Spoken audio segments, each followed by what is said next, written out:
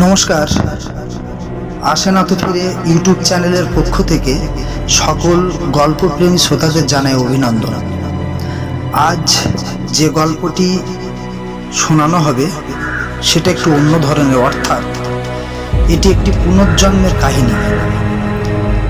গল্পটি আমরা পর্ব হিসেবে শোনাবো, যেহেতু অনেক বড় গল্প। আপনাদের কাছে অনুরোধ, গল্পটি আপনারা পুরো শুনবেন। আশা রাখছি আপনাদের অবশ্যই ভালো লাগবে। শুরু হচ্ছে রহস্য ধারাবাহিক পুনর্জন্মের কাহিনী নিয়ে গল্প অনিন্দিতা। গল্পটি ত্রিপুরার কাহিনী। আজ শুনবেন দ্বিতীয় পর্ব। 5 মিনিট বাদে ওরা সপরিবারে হাজির। একই সমস্যা, অনি ওদের চিনতে পারছে না। আঙ্কেল বলল, এই দিদি, তোর কি হয়েছে? ও উত্তরে বলল, আমার কি হবে, আর আমি তোমার দিদি নই, আমি মুন্নি। এই সমস্ত শুনে বৌদি আর কাকিমা খুব কান্নাকাটি করতে লাগলো। আমাকে তখনও বেঁধে রেখেছে গাছের সাথে। আবার অনি অজ্ঞান হয়ে গেল। সবাই তাড়াহুড়ো করে চোখে মুখে জল দিয়ে জ্ঞান ফিরিয়ে আনলো। প্রথম দৃষ্টি পড়ল আমার দিকে, তাকিয়ে চিৎকার করে উঠল আর বলল, দাদাকে গাছের সাথে কে বেঁধেছে? বলে ছুটে গিয়ে বাঁধন খুলে দিল। আমার চোখে জল এসে গেল। আমি বললাম, তোর কি হয়েছিল? ও বলল, কিছু হয়নি তো, কি হবে তাই? সবাই ওর মুখের দিকে তাকিয়েছিল হা করে। আমি আঙ্কেলকে বললাম, ওকে ডাক্তারের কাছে নিয়ে চলুন, কী সব ভুলভাল কথা বলছে। ও নাকি মুন্নি, ও পাহাড়পুর ওর বাড়ি, ও নাকি উপজাতিদের মেয়ে, ইত্যাদি ইত্যাদি। আঙ্কেল ওকে জিজ্ঞাসা করলো, ধীমান যে কথা বলছে এগুলো কি ঠিক? অনি বলল, কই, আমি তো কিচ্ছু বলিনি। ওখানে যারা ছিল সবাই বলাবলি করতে লাগলো যে ওই মেয়ের মাথা খারাপ হয়ে গিয়েছে, ওকে ডাক্তারের কাছে নিয়ে যেতে হবে। নিয়ে যাওয়া হলো নিউরো সার্জেন্টের কাছে।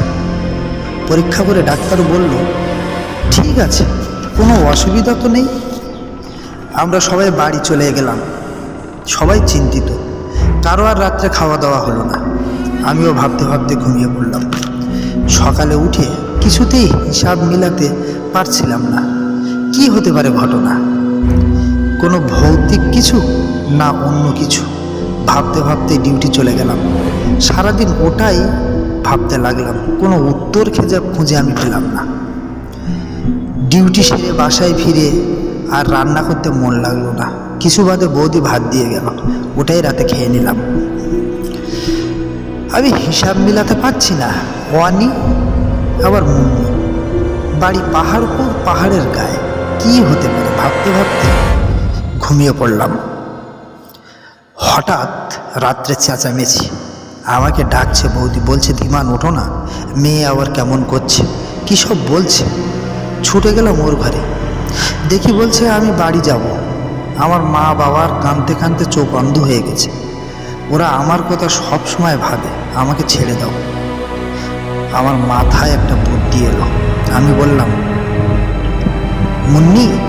ও বলল, হ্যাঁ বলো। তুমি তোমার বাড়ি চিনতে পারবে? ও বলল, হ্যাঁ, পাহাড়ের কোলে আমার বাড়ি।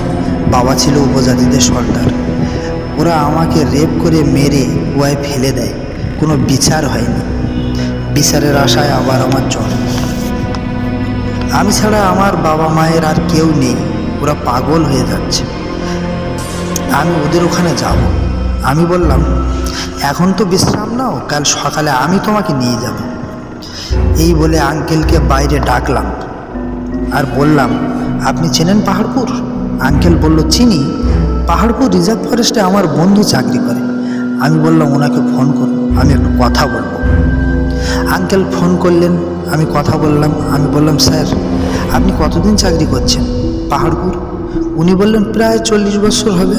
আচ্ছা, মুন্নি নামের কোনো মেয়ে নিখোঁজ হতে শুনেছেন? বলল, না, ওরকম কিছু শুনিনি, তবে উপজাতিদের মেয়ে হলে জানবো কীভাবে? ওরা আইন কানুনের বাইরে চলে। ঠিক আছে, আমরা গেলে একটু ফরেস্টের ভিতরে ঘোরার বন্দোবস্ত করে দিতে পারবেন? উনি বললেন, কেন পারবো না, মিস্টার বসাক আমার খুব ক্লোজ ফ্রেন্ড, আপনারা আসুন, সব ব্যবস্থা হয়ে যাবে। আলোচনা হয়ে থাকলো। পরের দিন ভোরে লোকাল থানায় ইনফরমেশান দিয়ে আমরা বেরিয়ে পড়লাম। সকাল না হতেই ড্রাইভার চলে এলো। লোকাল থানায় খবর দেওয়া হলো এবং সমস্ত ঘটনা বলা হলো। ওরা বলল ঠিক আছে যান, আমরাও যাচ্ছি। আমরা সবাই উঠে পড়লাম জিপে। জিপ ছেড়ে দিল। ঘণ্টাখানিক বাদে আমরা পৌঁছে গেলাম পাহাড়পুর রিজার্ভ ফরেস্টের প্রবেশদ্বারে। ওখানে দেখি দুজন পুলিশ সহ আঙ্কেলের বন্ধু দাঁড়িয়ে আছে, আমাদেরকে স্বাগত জানালো। আমরা ওদেরকে সবিস্তারে বললাম। পুলিশ ইনভেস্টিগেশনে গেলেন এবং আমরাও আবেদন করলাম ইনভেস্টিগেশনের জন্য। অনিকে বললাম, আচ্ছা মুন্নি, তুমি তো বলছো বিচার পাওনি। ও বলল, না, আমার লাশ ওরা গুম করেছিল বলে কোনো বিচার হয়নি। তোমার লাশ ওরা কোথায় গুম করেছিল তুমি দেখাতে পারবে? ও বলল, হ্যাঁ। পুলিশকে বললাম, চলুন, ওদিকে আমাদের যেতে হবে। গাড়ি স্টার্ট দিল। মুন্নি পথ দেখিয়ে নিয়ে যাচ্ছে। প্রথমে আমাদের গাড়ি, পরে পুলিশ গাড়ি ও সব শেষে রিজার্ভ ফরেস্টের গাড়ি।